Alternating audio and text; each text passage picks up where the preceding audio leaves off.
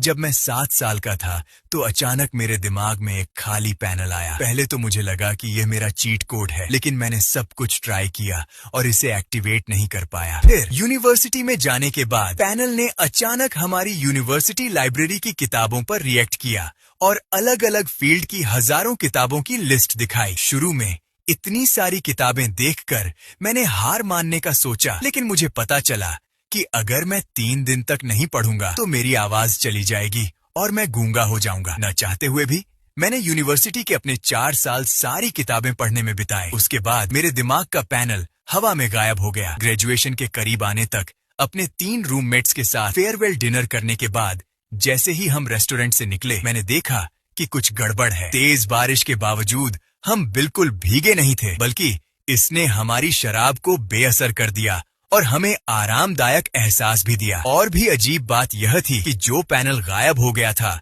वह फिर से दिखाई दिया। इस बार उस पर सिर्फ 3 बड़े अक्षर थे, चार्ज हो रहा है। कौन सी पावर पैनल को चार्ज कर सकती है? मुझे तुरंत एहसास हुआ कि यह कोई आम बात नहीं है। तीनों की तरफ मुड़कर उसने कहा, बड़े भाई यू लियांग, शियाओजो, चलो अभी उस जगह चलते हैं जहाँ सबसे ज्यादा बारिश हो रही है और तब तक भीगते हैं जब तक बारिश रुक न जाए। तीनों ने हैरानी से उसे देखा। दूसरे भाई, मजाक कर रहे हो? भले ही बारिश काफी आरामदायक हो, तुम हमेशा ऐसे ही खड़े नहीं रह सकते। लेकिन जब उन्होंने मेरा पक्का इरादा देखा तो उन्होंने और कुछ नहीं कहा। ग्रेजुएशन से पहले भाइयों के साथ यह बस एक आखिरी पागलपन भरा समय था। आधी रात से अगली सुबह 6 बजे तक बारिश होती रही। जाहिर है 6 घंटे की बारिश के बाद हमें थक जाना चाहिए था, ठंड लगनी चाहिए थी और हम थके हुए होने चाहिए थे। लेकिन अजीब बात है, हमारा हौसला और भी अच्छा होता जा रहा था। जैसे ही हम वापस जाने वाले थे, मैंने अचानक सड़क किनारे पेड़ों में कुछ अजीब देखा। जो तने पिछली रात मुरझा गए थे, उनमें रात भर में कई नए पत्ते उग आए थे। उसी समय मेरा तीसरा भाई जाओ यू लियांग अचानक चिल्लाया, भाइयों मुझे कुछ मिला है। कल रात पूरी दुनिया में बारिश हुई, रेगिस्तान और आर्कटिक में भी। मेरे सबसे बड़े भाई चेन यी और मैंने सबसे पहले रिएक्ट किया, चलो सुपरमार्केट चलते हैं। एक साथ हो रही ये सारी अजीब चीजें किसी बड़ी चीज का इशारा हो सकती हैं। लोगों को पता चलने से पहले हमें सामान जमा कर लेना चाहिए। अगर हम गलत भी हैं तो हम कुछ और सालों तक खा सकते हैं। अगर हम सही हैं तो हमारा बीमार तीसरा भाई जाओ यूलियांग अब 40 किलो का पानी का जग उठा रहा है जो उड़ता हुआ लग रहा है, और हम में से बाकी लोग बिना किसी मेहनत के 200 किलो खाना उठा रहे हैं। साफ तौर पर बारिश का बोनस। फिर हम यह सारा सामान वापस डॉर्म ले गए। लेकिन अगर यह सच में दुनिया का अंत है तो यह सामान काफी नहीं है। तो अगले 4 घंटों में हमने अपने सारे पैसे खर्च कर दिए। लेकिन डॉर्म को सामान से भरा देखकर हम तीनों फिर से मुश्किल में पड़ गए। दूसरे भाई, तुम्हें पक्का पता है इस बार हम सच में दिवालिया हो गए हैं।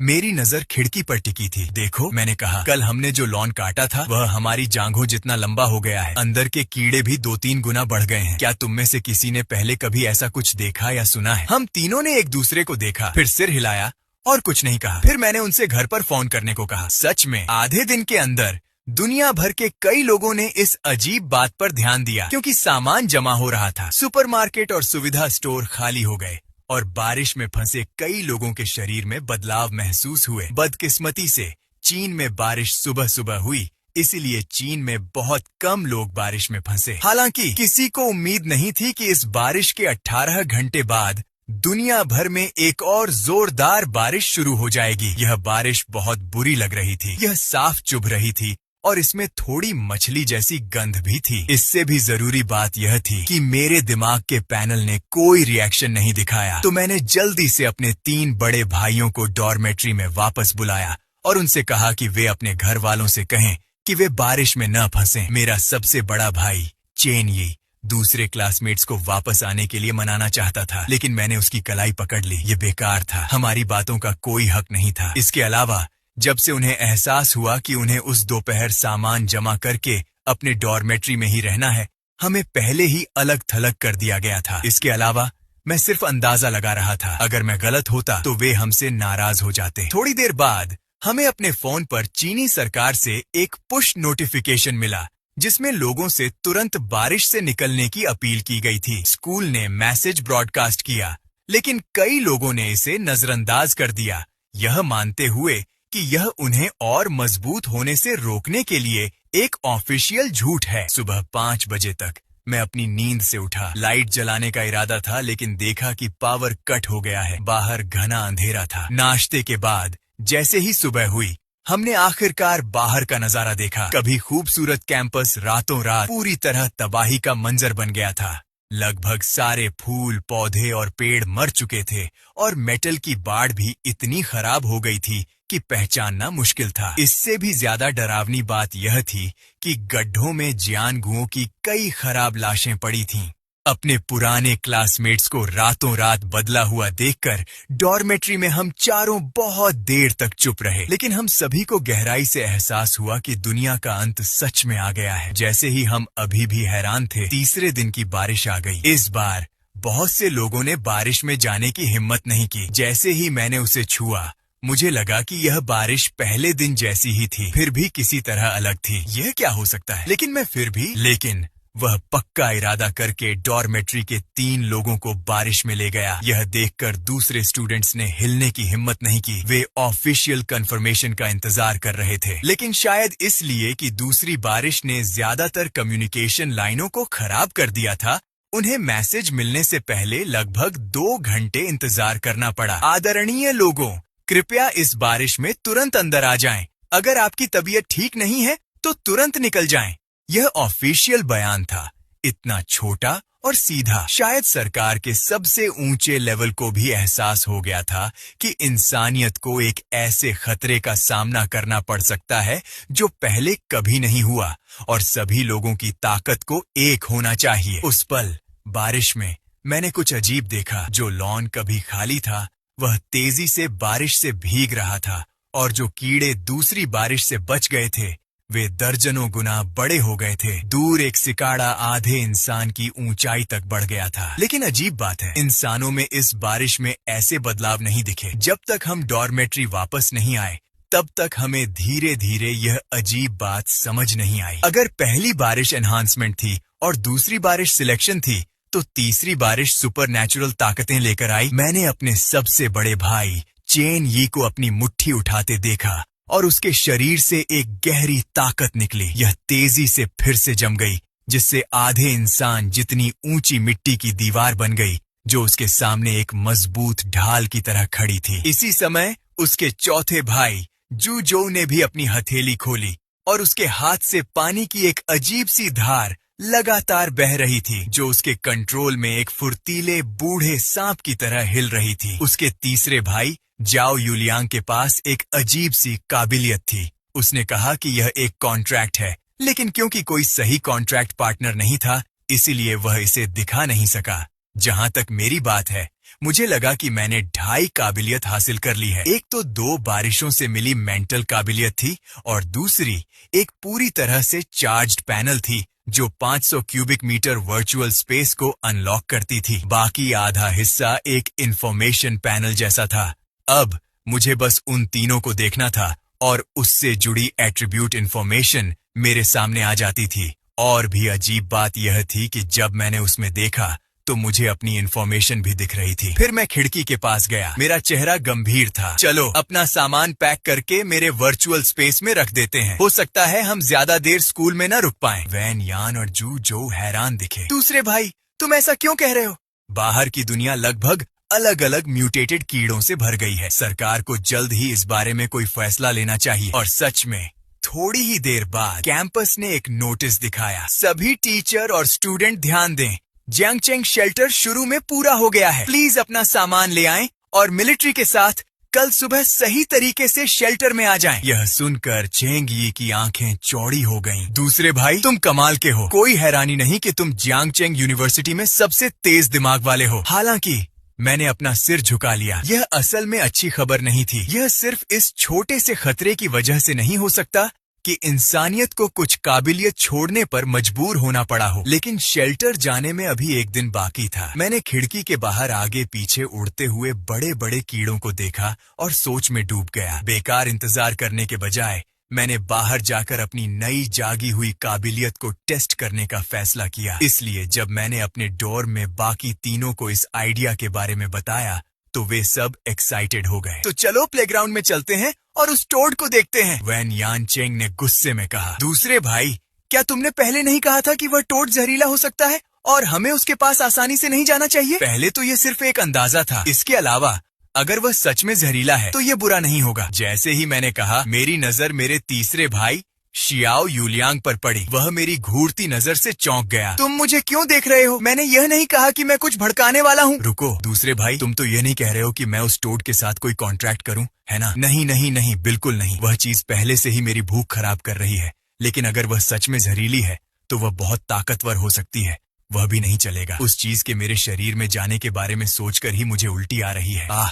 ठीक है ठीक है, जब तुम्हें यह पसंद नहीं है तो चलो कुछ और ढूंढते हैं। फिर हम डॉर्मेट्री से निकले। इलाके में घना कोहरा छाया हुआ था। विजिबिलिटी 50 मीटर से भी कम थी। हर जगह घास फूस उगी हुई थी और कीड़े कभी कभी हम पर हमला करने के लिए बाहर निकल आते थे। ये कीड़े बड़े होने के अलावा कुछ खास नहीं थे। हालांकि 2 मिनट से भी कम चलने के बाद हमारा सामना हमारे पहले दुश्मन से हुआ। हमसे थोड़ी दूर खड़ा एक 3 मीटर लंबा विशाल प्रेइंग मैंटिस। उसकी 2 रूबी जैसी आंखों से एक डरावनी आभा निकल रही थी और उसके सामने 2 तेज दरांती ठंडी डरावनी रोशनी से चमक रही थी। जब मैंने उसका इंफॉर्मेशन पैनल देखा तो मैं सच में चौंक गया। तीनों बेसिक खूबियां हमसे बेहतर थीं। तीसरे राउंड के सिर्फ 6 घंटे बीते थे और इतना ताकतवर म्यूटेटेड जानवर पहले ही आ गया था। मैं सोच भी नहीं सकता था कि आगे किस तरह के मॉन्स्टर आएंगे। मैंने तुरंत यह जानकारी बाकी तीनों के साथ शेयर की। तभी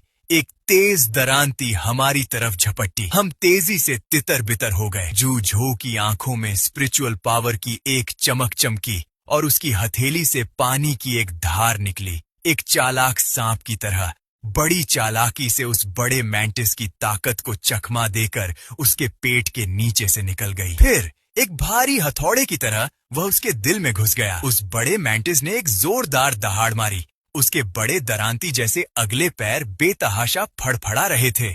उसी पल चेन यी ने अपनी मुट्ठियां भींच लीं और घोड़े जैसा पोज बना लिया। उसके शरीर से मिट्टी जैसी पीली रोशनी निकली जो तुरंत एक मजबूत मिट्टी की दीवार में बदल गई जो जमीन से उठी और बड़े मैंटिस के खतरनाक हमले को रोक दिया। लेकिन मेरा दिमागी हमला इस जीव के खिलाफ बिल्कुल बेअसर था, जिसमें कोई होश नहीं था। वह सिर्फ किनारे से ही लड़ाई को गाइड कर सकता था। आखिर में जुजोऊ की पानी की तलवार के एक ही वार से बड़े मैंटिस का पेट फट गया और वह भीमकाय गिर गया। लेकिन जैसे ही जुजोऊ उसे कुछ और बार जीत के साथ लात मारने वाला था, मैंने उसे आवाज दी, वहां मत जाओ बड़े भाई, अपनी मिट्टी की दीवार का इस्तेमाल करके उसके पेट पर फिर से हमला करो। जुझोऊ तेजी से पीछे हटा। धत्तेरे की, यह मरा हुआ होने का नाटक कर रहा है। चेन यी के जोरदार जमीन पर वार से बड़े मैंटिस के शरीर से एक बदबूदार लिक्विड निकला जिसने आखिरकार उसे पूरी तरह से चुप करा दिया। लेकिन ज़ियाओ यूलियांग जो एक तरफ खड़ा था देख रहा था। उसे लगा जैसे वह बस देखने के लिए वहां था। उसका सबसे बड़ा भाई मजबूत और काबिल था।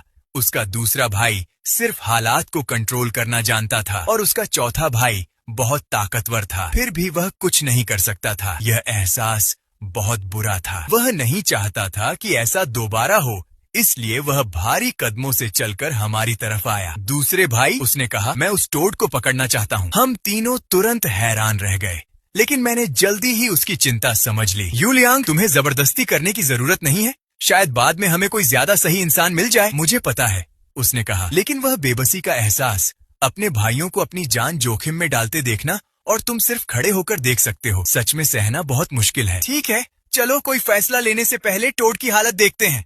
जैसे ही हम निकलने वाले थे, मेरे दिमाग में बड़े मैंटिस के बारे में जानकारी बदल गई। नाम, मरा हुआ, बची हुई कीमत, तेज पैर के ब्लेड X2, पूरी तरह से साफ नहीं किया गया सोने का डिब्बा X1, टक्कर। मेरी आंखें चमक उठी। मुझे पता था कि कुछ गायब है।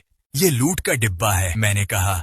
अपने वर्चुअल स्पेस से किचन का चाकू निकाला और तेजी से बड़े मैंटिस का पेट काट दिया। इसे हवा में 2 बार लहराने के बाद अकेले इसका वजन पूरे 50 पाउंड था, जो ज्याओ यूलियांग और मेरे लिए सेल्फ डिफेंस के लिए काफी था। फिर हमने बड़े मैंटिस के पेट से पिंग पोंग बॉल के साइज का एक सुनहरा डिब्बा निकाला, लेकिन हमें अभी तक इसका मकसद नहीं पता था, इसलिए हमने इसे अपने वर्चुअल स्पेस में रख दिया। इसके बाद हम बड़े टोड की ओर बढ़ने लगे। हवा में कोहरा और घना होता गया और रास्ते में तरह तरह के म्यूटेटेड जानवर दौड़ रहे थे। हमें सिर्फ 600 मीटर की दूरी तय करने में लगभग 1 घंटा लग गया। तब जाकर हमें कोहरे में छिपी उस बड़ी परछाई का पता चला। वह लगभग बड़े मैंटिस जितनी ही लंबी लग रही थी, लेकिन उसका पूरा शरीर एक बड़े ट्रक जितना मोटा और भारी था।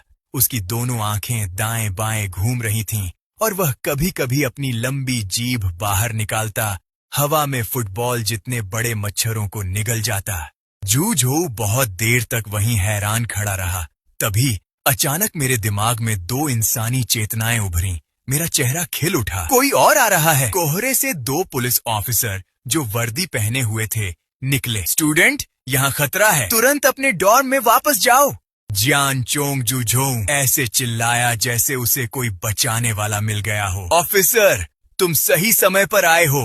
हम बस इस मॉन्स्टर से लड़ने के तरीके पर बात कर रहे थे। यह सुनकर बड़े ऑफिसर अचानक गरजे, बकवास! उस राक्षस के शरीर पर पहले से ही 5 जाने हैं। वे सब तुम कॉलेज के स्टूडेंट हो जो अभी तक आइवरी टावर से बाहर भी नहीं निकले। हम भी उसे यहीं रोक सकते हैं। तुम अब भी उससे लड़ना चाहते हो? अभी वापस जाओ ऑफिसर। तुम भी उसे संभाल नहीं सकते? ऐसा नहीं है कि हम नहीं संभाल सकते, बस हमारा एम्यूनिशन काफी नहीं है। हमें नहीं पता कि कल शेल्टर जाते समय हमें कितने की जरूरत पड़ेगी।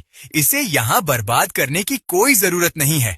क्या तुम्हें इससे निपटने के लिए कोई सुपर ह्यूमन नहीं मिला? यह सुनकर उसके बगल में बैठी महिला ऑफिसर ने मजाक उड़ाया। Super human? पहले स्टेज के इवॉल्व्ड सुपर ह्यूमन सिर्फ फिजिकली ज्यादा मजबूत होते हैं।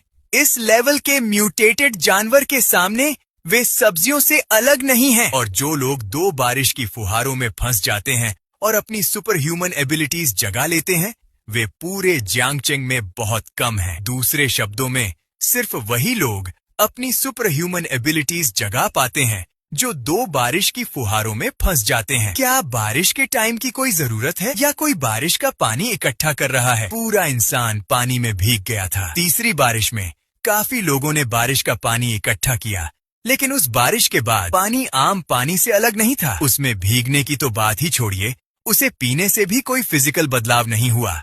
जहाँ तक बारिश के टाइम की बात है, अभी की रिसर्च बताती है कि बारिश में जितना ज्यादा टाइम बिताया जाता है, एबिलिटीज उतनी ही ज्यादा बढ़ती हैं। ठीक है, तुम्हारी क्यूरियोसिटी काफी शांत हो गई है। तुम्हें वापस जाना चाहिए। यह जगह तुम्हारे लिए नहीं है। हुआलुओ डॉर्मेट्री के तीनों लोग मेरी तरफ देख रहे थे, मेरे आखिरी फैसले का इंतजार कर रहे थे। मैंने इस बड़े मेंढक के बारे में जानकारी चेक की। यह पहले से ही बैन होने की कगार पर था। अगर यह बढ़ता रहा तो शायद पूरी जियांगड़ा यूनिवर्सिटी इसकी जेब में चली जाएगी। इसलिए अब हमें इससे निपटना होगा, इससे पहले कि यह बैन हो जाए। हुआलुओ और जूझोऊ आगे बढ़ने ही वाले थे कि मैंने उन्हें पकड़ लिया। 1 मिनट रुको, मुझे एक एक्सपेरिमेंट करना है।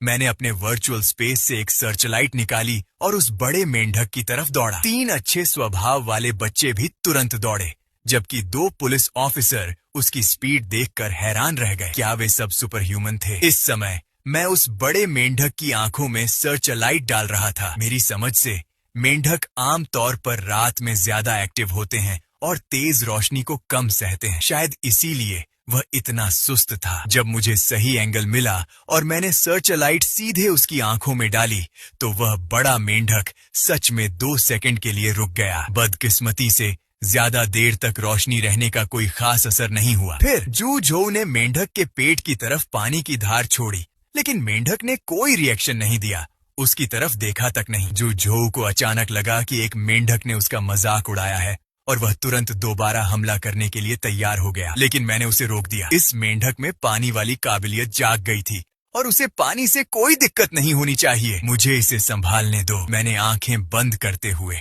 और धीरे धीरे अपनी दिमागी ताकत इकट्ठा करते हुए कहा। फिर मैं एक घूमने वाले मुर्गे में बदल गया और सीधे मेंढक पर टूट पड़ा। उस बड़े मेंढक ने तुरंत एक तेज चीख मारी और उसके शरीर से जर निकला, जो आसपास की घास पर गिरा और तुरंत खरपतवार को खराब कर दिया। मैंने तुरंत अपनी स्पॉटलाइट उठाई और 2 सेकंड के लिए उस पर टूट पड़ा। डॉर्म में बाकी 3 लोगों ने मौके का फायदा उठाते हुए हमला कर दिया। इस तरह हम चारों ने उस बड़े मेंढक के साथ गुरिल्ला लड़ाई शुरू कर दी। इसी समय एक पुलिस ऑफिसर दौड़कर बड़े ऑफिसर के पास गया। कैप्टन, उस बड़े प्रेइंग मैंटिस से निपट लिया गया है। उसके दोनों पैर भी खोद लिए गए हैं।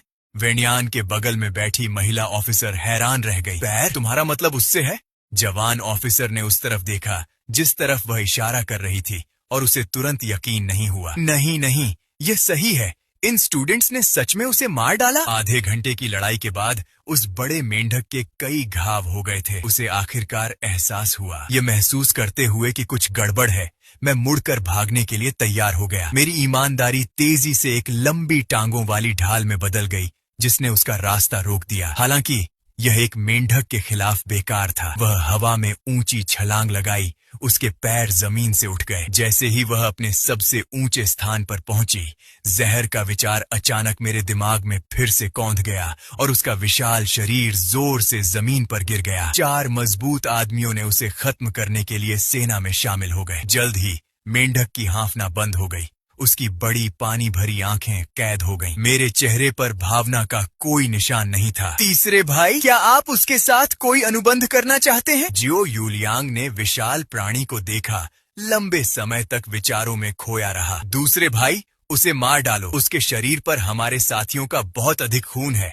वह जीने के लायक नहीं है। बची हुई value: poison sac clothing, water poison dual element gold box clothing, mutant beast flash removal clothing. Poison sac और गोल्ड बॉक्स हटाने के बाद मैंने सारा टोड मीट अपने स्पेशल स्टोरेज में स्टोर कर दिया। इस सीन ने तुरंत 3 पुलिस ऑफिसर्स की आंखें चौड़ी कर दी। क्या वह स्पेशल एबिलिटी यूजर हो सकता है? जहां तक उन्हें पता था, पूरी यूनिट में एक भी स्पेशल एबिलिटी यूजर नहीं था। इसके अलावा दुनिया के अंत में सिर्फ सप्लाई ट्रांसफर करने की यह एबिलिटी ऐसी थी जिसकी इजाजत दूसरे नहीं देंगे। वह नहीं चाहता था कि ऐसा टैलेंट उसकी आंखों के सामने से चला जाए, इसलिए वह जल्दी से हमारे पास आया। क्लासमेट्स, क्या तुम हमारे साथ जुड़ना चाहोगे? वेनियान डॉर्मेट्री से हम चारों हैरान रह गए। अभी के हालात में आर्मी में शामिल होने से हमें बेशक सबसे ज्यादा सिक्योरिटी मिलेगी, लेकिन थोड़ी देर सोचने के बाद हमने फिर भी मना कर दिया। आर्मी अच्छी थी, लेकिन यह हम जैसे नए कॉलेज स्टूडेंट्स के लिए सही नहीं हो सकती थी। हालांकि ऑफिसर हु हार नहीं मान रहे थे। उसने कहा कि हम कल जियांग यूनिवर्सिटी के टीचर्स और स्टूडेंट्स को शेल्टर तक ले जाएं और बदले में वह हमें 4 असॉल्ट राइफलें और 12 ग्रेनेड देगा। हमारी आंखें तुरंत चमक उठीं। पहली बात, हम पहले से ही शेल्टर जाने का प्लान बना रहे थे। अगर रास्ते में कोई दिक्कत आई तो हम हाथ पर हाथ धरे नहीं बैठेंगे। दूसरी बात, कौन लड़का 2 बंदूकों के लालच को रोक सकता है? इसलिए हमने तुरंत रिक्वेस्ट मान ली। हालांकि 3 पुलिस ऑफिसर्स के जाने के थोड़ी देर बाद मैंने कुछ अजीब देखा। अभी 2 बड़ी लड़ाइयां लड़ने के बावजूद मुझे जरा भी थकान महसूस नहीं हुई। जब मैंने अपने डॉर्म में बाकी तीनों से पूछा तो उन सबको अचानक एहसास हुआ कि उनके शरीर बिल्कुल भी थके हुए नहीं लग रहे थे। और जब मैंने अपने मन में पैनल चेक किया तो एक बैटरी इंडिकेटर दिखा जिसमें आधी बैटरी बची हुई थी। क्या पैनल हमारे शरीर को रिचार्ज कर रहा था? बैटरी खत्म होने पर क्या होगा? क्या हम बस गायब हो जाएंगे? तभी मुझे अचानक लगा कि पैनल को उस बड़े मैंटिस गोल्ड की बहुत ज्यादा तलब लग रही है। फिर हमने कैंपस में फिर से सोना इकट्ठा करने की कोशिश की, लेकिन दिन भर इधर उधर घूमने के बाद हमें एक म्यूटेटेड चूहे से सिर्फ एक सोना मिला। दूसरे भाई, क्या तुम्हें लगता है कि जियांग यूनिवर्सिटी में सिर्फ इतने ही म्यूटेटेड जानवर हैं? और भी होने चाहिए, लेकिन वह सिकाड़ा चूजा शायद जियांग यूनिवर्सिटी का सबसे ताकतवर म्यूटेटेड जानवर था। इसलिए जब हमने उससे निपटा तो बाकी सभी समझदार म्यूटेटेड जानवर भाग गए। हालांकि डॉर्म वापस जाते समय हम चारों को एक साथ आड़ू के फूलों की खुशबू आई। लेकिन जून का महीना आ गया है, ये आड़ू के फूल कहाँ से आए? इसलिए मैंने तुरंत अपना इनसाइट मिरर एक्टिवेट किया। हमने आसपास देखा, लेकिन म्यूटेटेड जानवर हम पर हमला करने का इरादा नहीं कर रहा था। यह लुका छिपी खेलने जैसा था। हर बार जब मैं उसे साफ देखने की कोशिश करता तो वह तुरंत फिर से गायब हो जाता। इसीलिए मैंने हम तीनों से कुछ बातें फुसफुसाकर कहीं और अपनी टैक्टिक्स प्लान करना शुरू कर दिया। फिर हम चारों ने अपनी अपनी पोजीशन ले ली। जैसे ही म्यूटेड जानवर फिर से दिखने वाला था, मैंने तुरंत उस पर मेंटल अटैक किया। चेन यी और जू जो ने भी अपनी अपनी दिशाओं में अपनी स्किल्स का इस्तेमाल किया। जैसे ही वह छोटी चीज सिर्फ खाली आइलैंड की ओर तेजी से जा सकी, ज़्याओ यूलियांग ने अचानक उस पर हमला कर दिया और वह छोटी चीज सीधे ज़्याओ यूलियांग की बाहों में जा गिरी। तभी हमें उसका रूप साफ साफ दिखा। एक हथेली के साइज की छोटी पेड़ की आत्मा, एक म्यूटेड आड़ू के फूल का पेड़, एक लेवल 1 साइकिक पौधा, strength 15, agility 30, constitution 20, spirit 25, mental strength 10, psychic attribute natural, skills teleportation, health regeneration. मेरी आंखें चमक उठी। तीसरे भाई, ये एक हीलर है। हमारी टीम को बस एक हीलर की जरूरत है। तुम्हें क्या लगता है? दूसरे भाई, हम किसका इंतजार कर रहे हैं? यह वही है, लड़ना और मारना। वैसे भी मारना मेरा स्टाइल नहीं है। उसने छोटी पेड़ की आत्मा को अपने चेहरे के पास उठाया। छोटी सी बात है, क्या तुम्हें लुका छिपी खेलना पसंद है? अपने भाई के साथ घर आओ भाई। छोटे पेड़ की आत्मा, जिसके पत्ते पकड़े जाने से थोड़े मुरझा गए थे, अचानक जिंदा हो गई, लेकिन जल्दी ही वापस नीचे गिर गई। यूलियांग, इस पर अपनी स्पेशल एबिलिटी इस्तेमाल करके देखो, इसे जरूर कुछ दिक्कतें होंगी। ज़्याओ यूलियांग ने अपनी आंखें बंद कर लीं और हर बार छोटे पेड़ की आत्मा के सामने एक बिल्कुल नई दूसरी दुनिया खुल जाती थी। पहाड़ों, घास के मैदानों और पूरी तरह खिले हुए जुगनुओं का एक जीवंत नजारा। छोटे पेड़ की आत्मा, जिसके तलवार जैसे पत्ते आपस में चिपके हुए थे, उसे अपने अंदर बहुत सारी स्पिरिचुअल एनर्जी महसूस हो रही थी। वह उछल कूद करती हुई दुनिया में चली गई। चारों तलवार जैसे आकार के लोग बहुत खुश थे। ज़्याओ यूलियांग ने जल्दी से छोटे पेड़ की आत्मा के साथ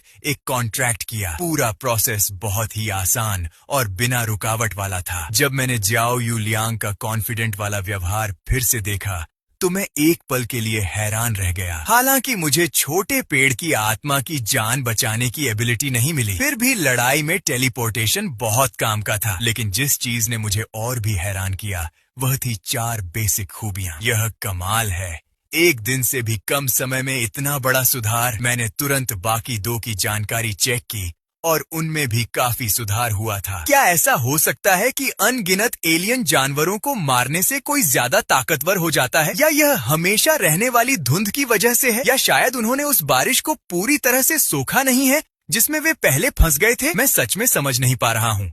आसमान धीरे धीरे काला हो गया, इसलिए हम डॉर्मेट्री में वापस चले गए। इस समय ज़्याओ यूलियांग को लगा कि छोटी पेड़ की आत्मा एलियन जानवर वाली जगह से बाहर आना चाहती है। चेन यिवेन मुस्कुराई और बोली, तुमने इसके साथ लुका छिपी खेलने का वादा किया था, भूलना मत। लेकिन जब छोटी चीज ने अपने आसपास देखा, पत्ते गुस्से से मुरझा गए, जैसे शिकायत कर रहे हो। यही वह बड़ा घर है जिसके बारे में तुम बात कर रहे थे? ज़्याओ यूलियांग ने अजीब तरह से अपना सिर खुजलाया। उसे थोड़ा दुख हुआ। वह इस छोटे से डॉर्मेट्री की बात नहीं कर रहा था, बल्कि अपने बड़े घर की बात कर रहा था। उसे नहीं पता था कि उसे कभी वापस जाने का मौका मिलेगा भी या नहीं, और न ही उसे पता था कि उसके परिवार का क्या हुआ। छोटे पेड़ की आत्मा बहुत समझदार लग रही थी। उसने ज़्याओ यूलियांग के इमोशनल बदलाव को जल्दी से नोटिस कर लिया और धीरे से अपने एक छोटे पत्ते से उसके सिर पर हाथ फेरा। यह देखकर मैं मुस्कुराया। कैसा रहेगा अगर हम इसका कोई नाम रखें? ओह ठीक है तीसरे भाई, हमें अभी भी नहीं पता कि यह नर है या मादा। ज़्याओ यूलियांग, जो थोड़ा कम दिमाग वाला था, उसने अभी तक इस सवाल पर ध्यान ही नहीं दिया था। एक आत्मा के तौर पर वह अपने काम में फेल हो गया था, इसीलिए उसने सावधानी से छोटे पेड़ की आत्मा से पूछा। उसने कहा कि यह खिल सकता है, इसलिए इसे मादा होना चाहिए। मादा? तो तुम खुद इसका नाम रख लो, हम दखल नहीं देंगे। आखिरकार थोड़ी देर सोचने के बाद ज़्याओ यूलियांग ने उसका नाम लू होंग रखा। वह छोटा सा लड़का अपने नए नाम से बहुत खुश लग रहा था और खुशी से उछल कूद कर रहा था। डॉर्म में हम चारों थोड़ी देर के लिए हंसी और बातचीत में खो गए, लेकिन जल्द ही छत से अजीब आवाजें आने लगीं। फिर एक बड़ी काली परछाई खिड़की के पास से गुजरी। मेरा चेहरा तन गया और मैंने जल्दी से अपनी डेस्क की दराज से एक पुरानी घड़ी निकाली। रात के 2:30 बज रहे थे। जू जोजियान ने बेचैनी से पूछा, दूसरे भाई क्या तुम्हें कुछ पता है? मैं खिड़की के पास गया और बाहर देखा। 2 मीटर लंबी बाहों वाले बड़े बड़े चमगादड़ डॉर्म की बिल्डिंग में इधर उधर भाग रहे थे। मैंने सोचा, हमारी रात इतनी शांति से इसलिए गुजरी क्योंकि ये म्यूटेटेड जानवर चौथी बारिश का इंतजार कर रहे थे। उन्हें उम्मीद थी कि वे फिर से भीगकर और मजबूत हो जाएंगे, लेकिन अब चौथी बारिश नहीं हुई थी, इसलिए उन्होंने अपना ध्यान डॉर्म में इंसानों की ओर लगा दिया।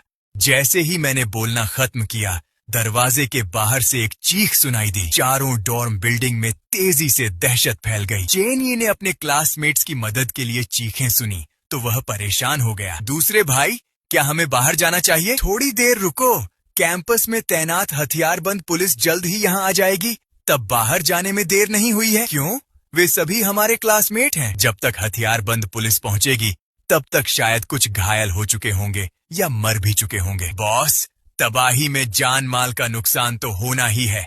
आपको इससे उबरना होगा। मैं यह इसलिए कर रहा हूँ ताकि दूसरे हमें सस्ता न समझें। 15 मिनट बाद हथियारबंद पुलिस 20 से ज्यादा ऑफिसर्स और सादे कपड़ों वाले बैट्स के साथ एक जोरदार लड़ाई में शामिल हो गए। इस समय हम भी डॉर्मेट्री से बाहर भागे। जब हम नीचे पहुंचे तो कुछ ऑफिसर्स पहले से ही घायल थे। ज़्याओ यिलियांग ने जल्दी से उसे ठीक करने के लिए छोटे पेड़ की आत्मा को बुलाया और बाकी 3 तुरंत लड़ाई में शामिल हो गए। इसी समय एक सादे कपड़ों वाला बैट मेरी ओर दौड़ा। मैं जल्दी से एक तरफ हट गया और तुरंत काउंटर अटैक करने के लिए मैंटिस ब्लेड निकाला। जल्द ही चमगादड़ पीछे हट गया। वह खड़ा हुआ और भागने की तैयारी करने लगा, लेकिन इसी समय मैंने एक टॉर्च निकाली और अचानक उसकी आंखों में डाल दी। चमगादड़ तुरंत गिरना बंद कर दिया, जैसे उसे करंट लगा हो। मैं तुरंत आगे बढ़ा और उसे एक ही वार में मार डाला। फिर मैंने अपनी जगह से कई और टॉर्च निकाली और उन्हें बाकी तीनों पर फेंक दिया। जल्द ही डॉर्मेट्री बिल्डिंग के बाहर सादे कपड़ों में मौजूद चमगादड़ों से लगभग निपटा ही गया था। हालांकि अभी भी कुछ लोग डॉर्मेट्री बिल्डिंग में घुसने में कामयाब हो गए थे। हथियारबंद पुलिस ने तुरंत सभी अधिकारियों को 4 जोड़ियों में बांटकर 4 डॉर्मेट्री बिल्डिंग में घुसने का आदेश दिया। चेन यी, ज़्याओ यिलियांग और जूजो एक के बाद एक बिल्डिंग 1, 2 और 3 में घुस गए। मैं बिल्डिंग 4 में ही रहा क्योंकि मुझे पास में किसी ज्यादा ताकतवर इंसान की मौजूदगी का एहसास हो रहा था। जैसे ही मैंने 6ठी मंजिल पर एक खाली डॉर्मेट्री रूम का दरवाजा खोला, मुझे ठंडा पसीना आ गया। एक बड़ा चमगादड़ जो कमरे जितना ही लंबा था, मुझे ध्यान से घूर रहा था। उसके पंख कमरे में पूरी तरह फैल भी नहीं पा रहे थे। अंधेरे में उसकी आंखों से गहरी लाल रोशनी निकल रही थी। नाम blood bat king. Level 2 ability beast. ताकत 44.5। फुर्ती 36.7। बनावट 37.4। स्प्रिट 1.6। जल्दबाजी 80। गुस्सा। Blood type ability skills blood regeneration, blood coagulation, blood enchantment. कमजोरी किस्मत बहुत कम हो गई है। तभी मैंने उसका इंफॉर्मेशन पैनल चेक करना खत्म किया। वह बड़ा चमगादड़ अचानक गोली की तरह दौड़ा। मैं तुरंत मुड़ा और दरवाजे के बाहर छिप गया। ब्लड बैट किंग भी डॉर्मेट्री से बाहर कॉरिडोर के बाहर हवा में उछला। उसके पंख फैल गए जिससे सूरज छिप गया। मैंने तेजी से उस पर मेंटल अटैक किया। राक्षस को ऐसा लगा जैसे उसके दिमाग में तीर लग गया हो और उसके पतले मुंह से अनायास ही एक चीख निकल गई। उसी समय उसे पता चला कि उसका खून जम गया है, जिससे उसके दिमागी हमले बेअसर हो रहे हैं। उसकी आंखों में गुस्सा और बढ़ गया। उसने तुरंत अपने पंख फड़फड़ाए। उसका शरीर लाल बिजली की तरह मेरी ओर बढ़ा। मैं बचने के लिए एक तरफ कूदा। वह बड़ा शरीर मुझसे टकराया, जिससे एक बड़ा छेद हो गया। मैंने दूसरा दिमागी हमला करने का मौका पकड़ा। ब्लड बैट किंग ने एक जोरदार चीख मारी, जिसकी आवाज कॉरिडोर में गूंज गई। डॉर्मेट्री में दूसरे ग्रुप ने चीख सुनकर दरवाजे और भी कसकर बंद कर दिए। वे आवाज करने की हिम्मत नहीं कर पाए। उन्हें डर था कि कहीं राक्षस का ध्यान न खींच लें। हालांकि उन्हें नहीं पता था कि ब्लड बैट किंग की चीख ने पास के दूसरे ब्लड बैट का ध्यान पहले ही खींच लिया था। उसी पल सभी ब्लड बैट हिलना बंद कर दिए। मैं जितनी तेजी से हो सका दौड़ा। दूर से शोर सुनकर मेरे चेहरे पर गुस्सा आ गया। मुझे इस बैट किंग से जल्दी निपटना था, लेकिन 2 दिमागी हमले ज्यादा असरदार नहीं रहे थे। शायद 3-4 और हमले भी काम नहीं आएंगे। मुझे कोई तरीका सोचना था। इसीलिए जब ब्लड बैट किंग ने फिर से हमला किया, तो इस बार मैं सीधे नहीं भागा। इसके बजाय मैंने अपना मैंटिस ब्लेड निकाला और तुरंत उसकी जीभ पर वार किया, जिससे उस बड़े टोड की जहर की थैली उसके मुंह में चली गई। लेकिन मेरा हाथ बचने के लिए काफी तेज नहीं था और ब्लड बैट किंग के नुकीले दांतों ने उसे काट दिया, जिससे एक भयानक घाव हो गया। हालांकि